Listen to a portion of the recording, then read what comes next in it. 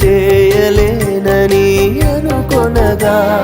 ప్రధాన యాజకుడా యేసు నీ అనుభవాలతో బలపరచితివి ప్రధాన యాజకుడా యేసు నీ అనుభవాలతో బలపరచితివి